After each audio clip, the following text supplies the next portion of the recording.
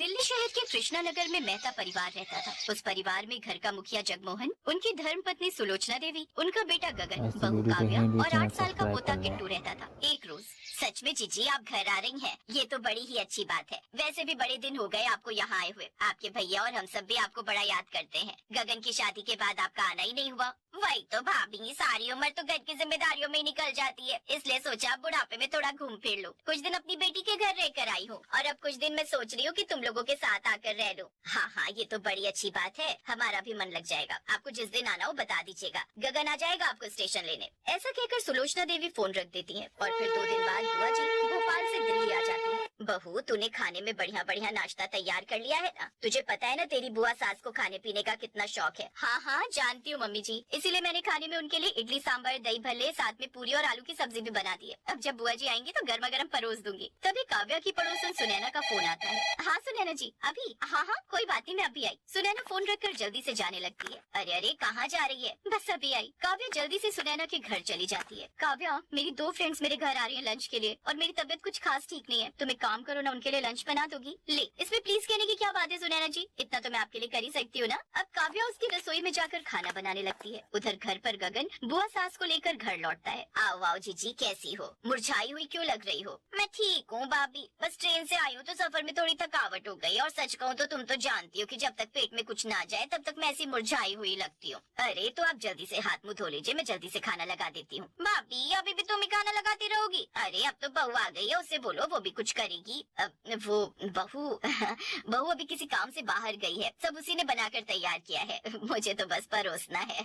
ये बहू भी ना जाने कहाँ रह गई, घर में मेहमान आए हैं और घर की बहू ही घर में नहीं है। ऐसा कहकर अब सुलोचना ही खाना परोस कर उन्हें देती है। उधर काव्या को पड़ोसन की रसोई में खाना बनाते हुए वक्त का ध्यान ही नहीं रहता। वो जब तक घर लौटती है तब तक सब खाना खा भी चुके थे। बुआ जी प्रणाम। जीती रहे बहू, तू कहाँ चली गई थी? तुझे पता नहीं था कि मैं आने वाली हूँ? जी वो बस जरूरी काम आ गया था। ऐसा कहकर काव्या किचन में जाकर बर्तन धोने लगती है। कुछ देर बाद सभी अपने अपने कमरे में रेस्ट करने चले जाते हैं और काव्या कमरे में बैठकर सोचती है, बेचारी सुनैना जी कैसे सब काम अकेले कर रही होंगी। उनकी तबीयत भी ठीक नहीं है, अभी तो सब रेस्ट कर रहे हैं, तब तक उनकी तबीयत पूछ कर आती हूँ। ऐसा कहकर काव्या फिर से सुनैना के घर चली जाती है। अरे काव्या, अच्छा हुआ तुम आ गई। अभी मेरी फ्रेंड्स तुम्हारे हलवे की तारीफ ही कर रही थी। इन सब का भी बड़ा मन है, क्या तुम बना दोगी हलवा? हाँ, वो तो मेरे बाएं हाथ का काम है, मैं अभी बना देती हूँ। कुछ देर बाद वो सबके लिए हलवा बनाने लग जाती है। उधर उसकी सास दिन के खाने के लिए बहू को ढूंढती है, लेकिन वो उसे घर में कहीं नहीं मिलती और थक हार कर वो खुद ही मटर पुलाव बनाती है। अगले 4-5 दिन तक भी यही हाल रहता है। एक रोज बुआ अपनी रसोई की खिड़की से काव्या को पड़ोसन के किचन में सुनैना के साथ गप्पे मारते हुए देख लेती है। वो सुलोचना से इस बारे में बात करती है।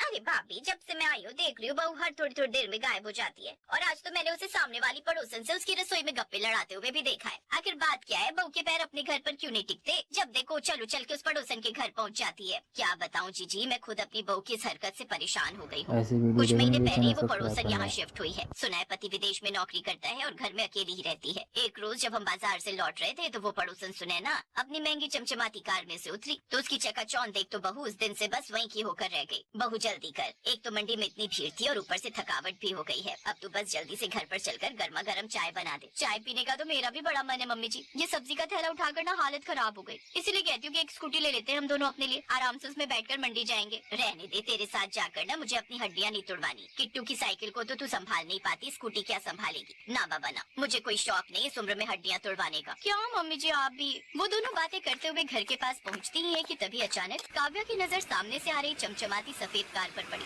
कार के शीशे ऐसे चमक रहे थे मानो आईना हो। तभी उसमें से उतरी उनकी पड़ोसन सुनैना मलिक, रेशमी साड़ी, बड़े चश्मे। उसे देख काव्या की आंखें फटी की फटी। पड़ोसन जी की कार कितनी सुंदर है, हाय, और वो खुद भी किसी फिल्मी हीरोइन की तरह लग रही है। हाँ बहू, सुना इसका पति विदेश में रहता है, यहाँ अकेली रहती है। अच्छा चलो अब घर चलो और जल्दी से चलकर चाय बना दो। मम्मी जी आप ही सब्जी का थैला लेकर चलिए ना, मैं बस अब भी आई, वो मुझे कुछ काम याद आ गया। अच्छा ठीक है, लेकिन जल्दी आना। सास के जाते ही काव्या झट से उसके पास पहुँच गई और उससे बातें करने लगी। अरे यहाँ खड़े रहकर कब तक बातें करोगी? चलो ना अंदर चलते हैं, साथ में बैठकर कॉफी पीते हैं। हाँ, कॉफी तो मुझे भी पसंद है। काव्या सुनैना के साथ अंदर चली गई। उफ, शॉपिंग करके ना काव्या मैं काफी टायर्ड हो गई हूँ, सर दर्द भी करने लगा है। पहले तो कॉफी पीऊंगी तभी रिलैक्स मिलेगा। सुनैना किचन में जाती है और काव्या भी उसके साथ किचन में चली जाती है। उसका आलीशान किचन देखकर, वाह आपका किचन तो बहुत ही अच्छा है। हाँ मॉड्यूलर है ना, सुनैना, मैंने शिफ्ट होने से पहले ही इसे डिजाइन करवाया है। अब दोनों गप्पे मारते हुए कॉफी बनाती हैं और साथ में ऐसे आराम से वीडियो बैठकर देखना कॉफी ये पीती हैं। इन सब में काव्या फॉलो भूल करना जाती है कि घर में उसकी सास उसका इंतजार कर रही है। कुछ देर बाद वो अपने घर लौट जाती है। बहू कहाँ रह गई थी? कब से चाय के लिए तेरी राह देख रही थी। अब मैंने बना भी ली और तेरे लिए भी बना कर रखी है, जाकर पी ले। मम्मी जी मेरा तो मन नहीं है चाय का, अब वैसे भी कुछ देर में डिनर बनाने का वक्त है तो मैं चली डिनर बनाने। काव्या अपने किचन में जाकर खाना बनाने लगती है, जहाँ वो अपने साधारण से किचन को बार बार देख रही थी। उसका मन वहीं अटक गया था। उस दिन के बाद काव्या बदलने लगी। पहले जो बहू घर गृहस्थी में रमी रहती थी, अब अक्सर सज सवर कर बाहर झांकने लगी। कुछ दिन बाद, आज हलवा बनाया, वो भी देसी घी डालकर, थोड़ा सा सुनैना जी को भी देकर आती हूँ। बेचारी अकेली रहती हैं, पता नहीं कभी खुद के लिए बना भी पाती हैं या नहीं। ऐसा कहकर काव्या उसके घर चली गई। अरे काव्या आओ, सूप पियोगी?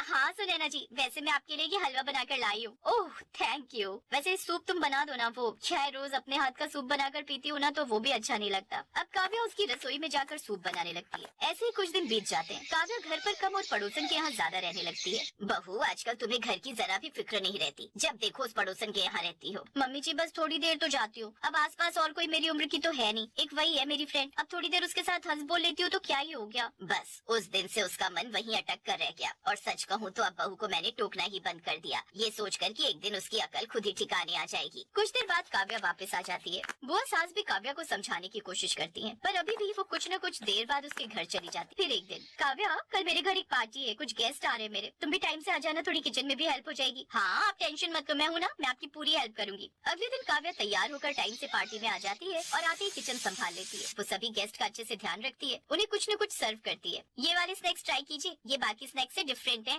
ओह थैंक्स। कुछ देर बाद सुनैना की एक गेस्ट उससे पूछती है, ये कौन है जो सभी गेस्ट को स्नैक्स सर्व कर रही है? ये मेरी असिस्टेंट है। यू नो अब तुम तो जानती हो मैं कितनी रिच हूँ, और ये असिस्टेंट रखना मेरे लिए कोई बड़ी बात नहीं है। काव्या उनकी ये बातें सुन लेती है और उसे ये सुनकर बड़ा बुरा लगता है। तभी उसकी सास और बुआ सास भी वहाँ आ जाती हैं। सुनैना जी, मैंने तो आपकी हमेशा अपना दोस्त समझकर मदद की है, मैं नहीं जानती थी कि आप मुझे अपनी असिस्टेंट समझती हैं। देखा बहू, जिसे तू अपनी दोस्त समझती थी असल में वो तो तुझे अपनी असिस्टेंट समझती है। फिर सुनैना भी अपनी नजरें झुका लेती है। उस रात काव्या चुपचाप घर लौट आती है। घर आकर सबसे माफी मांगती है। मम्मी जी मुझसे बहुत बड़ी गलती हो गई। बेटा चमक बाहर की होती है, घर की रोशनी दिल से आती है। अब जो हुआ उसे भूल जा, अब सब ठीक हो जाएगा। अगले दिन से काव्या ने सुनैना के घर जाना बंद कर दिया। अब उसने अपने घर